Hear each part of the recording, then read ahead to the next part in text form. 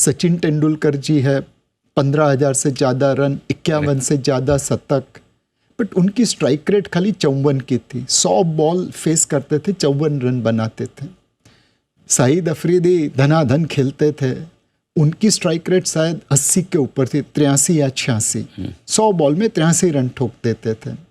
Strike rate बढ़ाने गए तो कुल रन कितने बने शाहिद अफरीदी के? 1700।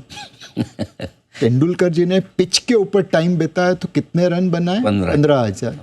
अब आप सोचिए, अफरीदी की तरह धुआंधार स्ट्राइक रेट लानी है या तेंदुलकर की तरह विकेट बचा के रन बनाने? मजा आ गया सर, ये बहुत जोरदार था एकदम।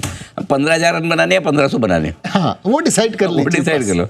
हाँ, बाकी वो जो रोज डे ट्रेडिंग वाला मामला है ना, ये खरीदो ये फिर आप करते रहो 2020। मतलब कई बार कहते हैं कि बच्चों में भगवान होते हैं।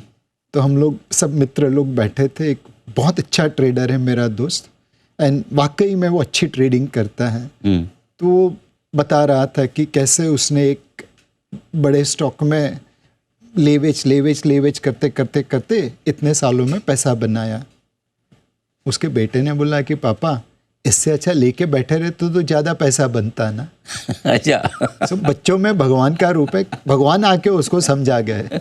हाँ, एक्चुअली ये हुआ है। आप ये सितंबर के बाद भले ठीक है हम कमज़ोर हो छोड़ दो, लेकिन पिछले 1.5-2 साल में तो जो कम समझदार थे या जिसने किसी समझदार पे भरोसा किया, जिनको मार्केट की कम समझ थी, किसी समझदार पे भरोसा किया, लेकर बैठे रहे, उनके पैसे ज़्यादा बन गए। एब्सोल्यूट। हाँ, तो कई बार ये होता है कि कुछ ना करने से पैसे ज़्यादा बनते हैं। Yes. अब आइए, आपने एसेट एलोकेशन की बात की, तो इस तरह के मार्केट में किस तरह का एसेट एलोकेशन फॉलो करना चाहिए? क्योंकि एक तरफ इक्विटी मरी पड़ी है, गोल्ड एकदम चमक रहा है, डेट में भी मौके बढ़िया है, तो आपके हिसाब से क्या अप्रोच होनी चाहिए?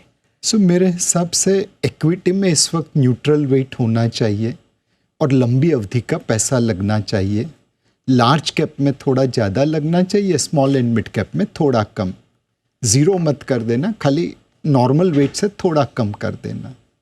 फिक्स्ड इनकम में ब्याज की दरें कटेगी तो परफॉर्मिंग क्रेडिट फंड जो कहते हैं AIF में, उसमें 1 करोड़ का मिनिमम निवेश करना पड़ता है। बट परफॉर्मिंग क्रेडिट AIF, उसमें आप निवेश करने की सोच सकते हैं। वह फंड इस वक्त risk return point of view से काफ़ी अच्छा लगता है। अगर म्यूचुअल फंड में निवेश करना है तो लंबी अवधि के, लंबे ड्यूरेशन के गिल्ट फंड, बॉन्ड फंड लेने चाहिए। म्यूचुअल फंड निवेश बाजार जोखिमों के अधीन है। योजना से जुड़े सभी दस्तावेजों को ध्यान से पढ़ें।